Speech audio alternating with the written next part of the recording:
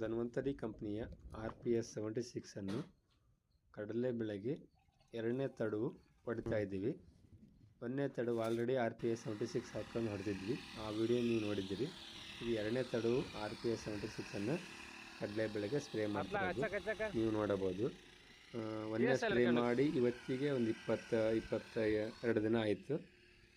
ಕಡಲೆ ನೀವು ನೋಡ್ಬೋದು ಉತ್ತಮವಾದ ಬೆಳವಣಿಗೆ ಮತ್ತು ಚೆನ್ನಾಗಿ ಕಾಯಿ ಹಿಡಿಯುವ ಕೆಲಸವನ್ನು RPS 76 ಮಾಡುತ್ತದೆ.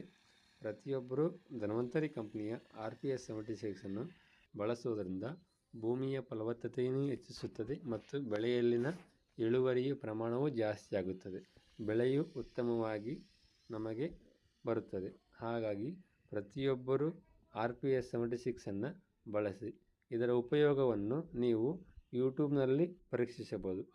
ಮತ್ತು ರೈತರ ಅಭಿಪ್ರಾಯವನ್ನು ಯೂಟ್ಯೂಬ್ನಲ್ಲಿ ಹಾಕಿರುತ್ತೇವೆ. ನಿಮಗೆ ಇದರ ಬಗ್ಗೆ ಅನುಮಾನವಿದ್ದಲ್ಲಿ ಅದನ್ನು ಪರೀಕ್ಷಿಸಿ.